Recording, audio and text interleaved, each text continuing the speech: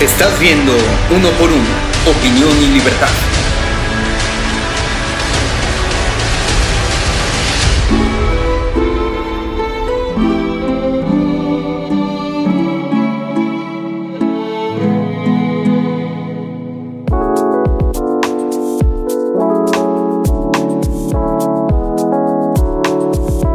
Conversamos con el historiador, escritor José Andrés Márquez Frías sobre la nueva publicación de esta investigación histórica sobre las mujeres revolucionarias, las mujeres delincuentes, las mujeres afectadas, que participaron en esta época del porfiriato, que participaron en esta época de la Revolución Mexicana, pero ¿qué estaban viviendo las mujeres en el estado de Guanajuato en esta coyuntura tan particular donde se emergió una gran violencia en la República Mexicana, en la zona del Bajío, en este estado, por generar un cambio político, por generar un cambio económico en toda la República Mexicana, pero fundamentalmente en el estado de Guanajuato? Él lo plasma, él lo plantea, él lo registra en esta nueva publicación y conversamos con él en este marco de la edición número 23 en la Feria del Libro en Cortázar, Guanajuato. No te pierdas esta conversación y comenzamos Uno por Uno, opinión y libertad.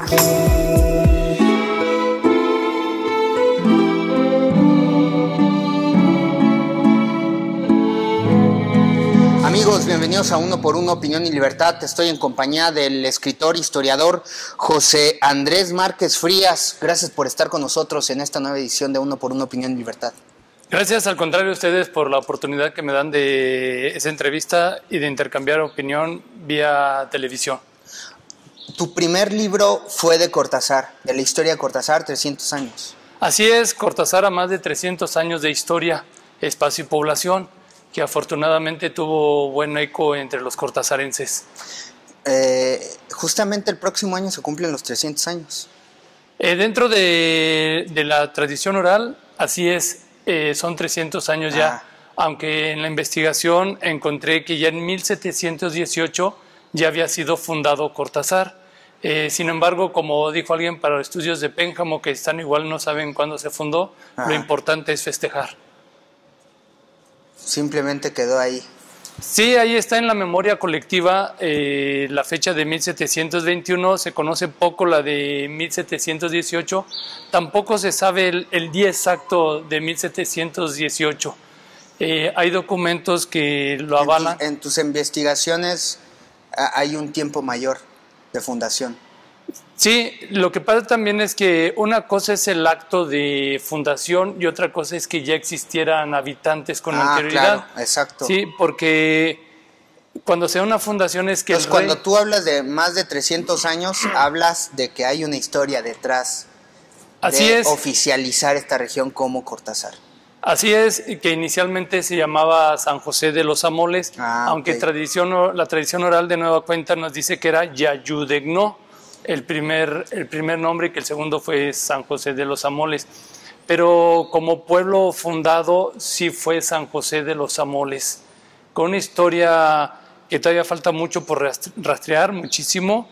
No se sabe exactamente cuándo se habitó este lugar, pero por tradición oral, reitero, es 1721. Y llegas ahora con este nuevo libro, que es una nueva investigación tuya.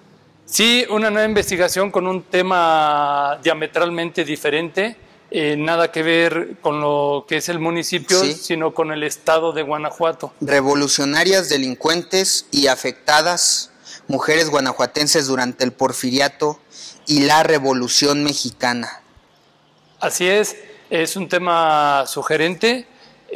Porque precisamente hablo de estas facetas que las mujeres vivieron a fines del siglo XIX y principios del XX, su vida social, cómo este papel o este rol asignado de ser mujer y cuál fue su vida y su participación en la Revolución Mexicana. Y planteas justamente esta investigación desde un enfoque de género. Así es. Sí, no podemos soslayar esta perspectiva. Si se va a hablar de mujeres o de hombres, se tiene que hablar de género. El género en las ciencias sociales se entiende como el rol social que se le asigna al hombre y a la mujer para ser tales o considerarlos tales. Y esa es la perspectiva hacia la que voy. Pero tú tenías una intención para responder sobre la participación política y revolucionaria que tuvieron las mujeres en el estado de Guanajuato justamente durante esta década del 2000, de 1910, donde se dio la revolución. Así es. Inicialmente era ver nada más... ¿Qué querías descubrir? La participación de ellas. Si efectivamente Guanajuato ¿Su relevancia? no tuvo... Sí, y si Guanajuato realmente tuvo o no tuvo una participación en la Revolución Mexicana.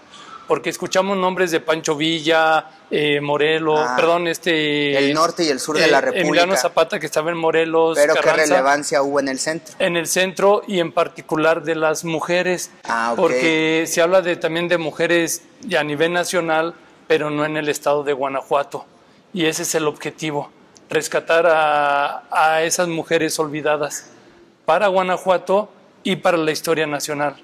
Porque hubo guanajuatenses mujeres que sí tuvieron presencia a nivel nacional y muy importante.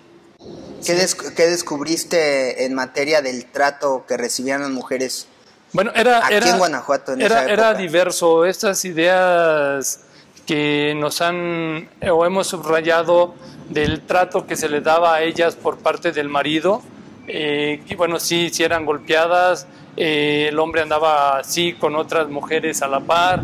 Las mujeres debían estar en casa, no debían salir, que sin embargo también sí salían las mujeres por necesidades económicas a trabajar, o tenían actividades que no estaban dentro de los cánones establecidos por la sociedad.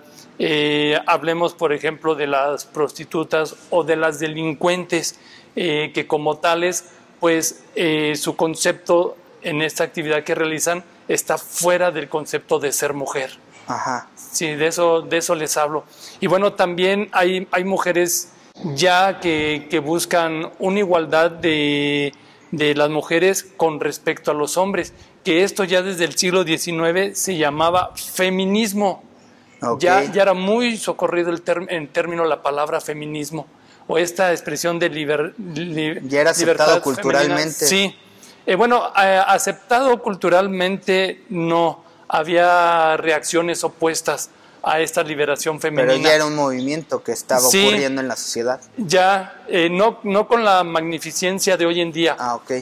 Hoy en día sí ya llegamos a mayor nivel de expresión del feminismo. Hay una maestra que se llama Marta Lamas, que decía que en los 70s dice ella, éramos 20 locas manifestándonos. Sí, entonces no era un número grande, pero sí eran chicas que estaban exigiendo esta igualdad desde el siglo XIX. Pero tiene que ver con esta apertura que hizo Porfirio Díaz en la República Mexicana de postrar a México en sintonía a la modernidad que estaban viviendo los países europeos. Por eso la gran moda francesa tenía una enorme influencia en la arquitectura, en la cultura mexicana. Buena pregunta. Y me parece que tiene que ver también con la ideología que se estaba viviendo en Europa. Sí, es acertado el señalamiento. Esto del feminismo viene desde la Revolución Francesa. Las mujeres participan en motines en París señalando, había carencia alimenticia.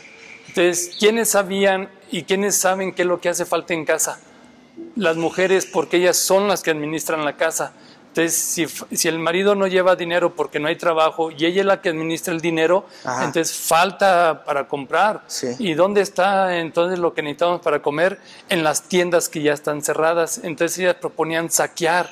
Entonces esa participación de ellas hizo una expresión de búsqueda de igualdad desde la Revolución Francesa, que se fue impregnando en las demás naciones del mundo. O sea, hay que hablar que la revolución no hubiera tenido la magnitud que tuvo, ni hubiera tenido tal éxito, si no tiene la motivación fundamental que viene desde el género femenino. Así es, y de hecho con la Revolución Mexicana... Por la injusticia de que no había insumos para poder vivir. Porque Francia, acuérdate que en el siglo XVIII se da este movimiento precisamente por la crisis económica y la desigualdad social que se vivía en la época. reflejos o más bien situaciones que se ven y se experimentan en otras regiones, en otros países como México, que en la década de 1910, que si bien sí hay inconformidades, no exactamente iguales, sí hay similitudes. Y muchas mujeres, aunque no fueron, no se les ha tenido o se les tuvo en una relevancia primaria como los grandes héroes que nos mencionan, sí tuvieron una participación importante. ¿Tú ubicas alguna diferencia que haya tenido el gremio femenino, las mujeres en el Bajío, en acciones revolucionarias, a diferencia de lo que ocurría en el norte y en el sur del país? Sí. ¿O era la misma tendencia, era la misma actitud? Bueno, había similitudes, pero por ejemplo, Pancho Villa, Obregón, Carranza, desplazaban contingentes importantes de tropa, entonces iban las mujeres con esta tropa, y aquí en Guanajuato no. Aquí en Guanajuato era más lo que se llamaba guerra de guerrillas o acusados de bandidos que se escondían en los cerros, y su familia estaba muy cercana, entonces no era necesario llevarse a la familia. Parece ser, por lo que investigué, se quedaban ellas más en su casa, sí apoyando al marido, incluso como espías y abastecedoras, que también eso se hacía a nivel nacional. Sí hay esa diferencia. ¿Era más calmado entonces en esta región? Depende del periodo, porque de 1911 a 1914 la revolución en Guanajuato sí fue como más moderada, y entre comillas, pero de 1915 o 14, cuando llega Carranza, los carrancistas y Villa aquí, que se enfrentan en las llamadas batallas del Bajío, y ya posterior del 15 al 18, Guanajuato sí sufrió catastróficamente la revolución. Sí, hubo mucho saqueo, hubo hambrunas, hubo epidemias, hubo ataques a poblaciones. Cortázar fue atacado en 1916, o sea, sí hubo una intensidad en ese periodo, pero no fueron los movimientos armados como se da en el norte y en el sur con Villa, Carranza, Obregón y Zapata. ¿Cuál era la diferencia del impacto revolucionario si no había esa misma agresión armada? ¿Era económica? Entonces, creo que más bien la resonancia de estos personajes del norte y del sur era más político. Y sí, bueno, la cantidad de soldados que traían sí era espectacular. Bueno, tan solo en la batalla de León, villistas contra carrancistas, obregonistas, era una cantidad de 30,000 contra 30,000 hombres. Es impresionante, fue una brutalidad. Sí. En Celaya y Aguascalientes, que fueron las otras dos batallas del Bajío, fue una brutalidad. Aquí en el Bajío son grupos de 100, 50, 100, 200, si acaso, o se juntaban los grupos llamados o acusados de bandidos y aglutinaban 200 hombres, por ejemplo, para atacar. Entonces, en ese sentido era menos numeroso, pero una guerra de guerrillas, como era la de aquí, sí desestabilizaba muy fuerte. Y hablas de mujeres delincuentes. Sí hablamos de mujeres en la revolución. Pero ¿cuál es la distinción que tú haces entre mujeres revolucionarias y mujeres delincuentes? Bueno, aquí es la participación en un movimiento armado para hacer un cambio al sistema, sí, político, económico, y parece ser, por lo que los estudios de género que se han hecho ya recientemente. Dentro de esa noción metes a las mujeres revolucionarias. Sí, así las clasificas. Y ya parece ser que van buscando esta idea de feminismo. Y las delincuentes no son lo que comúnmente conocemos como aquellas personas que agreden y que efectivamente que lastiman. Y se están valiendo el movimiento para poder. Se pueden valer del movimiento desorden. O simplemente actúan de manera ilegal, fuera de la ley. Sí, esa sería. Y hay casos, incluso señalo, de daños de mujeres hacia mujeres. ¿Sí? Hablo de mujeres en la cárcel, hablo de cantidad de mujeres que estuvieron en la delincuencia, de hombres también. La cifra es mayoritaria en los hombres que en las mujeres, pero sí hay mujeres que participan en la delincuencia. ¿Sí? Celaya, en el archivo histórico de Celaya me permitió ver este abanico. ¿Te asombraron las cifras? Sí, en la revolución ya no había posibilidad de registrar delincuencia. Por la cantidad increíble de delincuencia. Lo que pasa es que también... Ya era ingobernable. Sí, era literal. Por eso Díaz desiste. Pues no tanto, él más bien... Bueno, él se va antes del desorden. Del desorden, sí, en 1911. Dice que no sea factor mi persona para que haya desorden. Así es, y sorprende que... más bien ocurre con Madero en el poder. Y los sucesivos. Sorprende que Porfirio Díaz se haya ido tan repentinamente. Sí. Pero oportunamente también. Sí, pareciera que para oportunamente... Para resguardar la institucionalidad. Sí, que y la paz social que él había alcanzado. Que desafortunadamente, bueno, él se dice que pronunció: Madero ha soltado un tigre, veamos a ver si lo puede controlar, y bueno, no se controló ese tigre. No. Durante 10 años fue una estaban calamidad. Los traidores con Madero. Bueno, había mucho, sí, y había mucho, ¿cómo se llama?, convencido de que la revolución era necesaria. Bueno, en todos los movimientos hay de todo, en la viña del Señor hay de todo, ¿no? Pero sí había gente. Pancho Villa fue fiel, por ejemplo, a Madero, le fue bastante fiel, hasta morir, sí. Le fue fiel. Otros sí le dieron la espalda a Madero, porque también vieron que Madero les dio la espalda.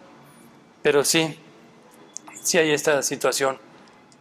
Si quieres nos quedamos en este punto para hacer una breve pausa y regresamos aquí a Uno por Uno, Opinión y Libertad, para continuar conversando con el escritor e historiador José Andrés Márquez Frías sobre esta nueva publicación que hace de mujeres revolucionarias delincuentes y afectadas, mujeres guanajuatenses durante el porfiriato y la Revolución Mexicana, una aportación para vislumbrar lo que está ocurriendo aquí en el Bajío, en el estado de Guanajuato, desde una perspectiva de género. Volvemos.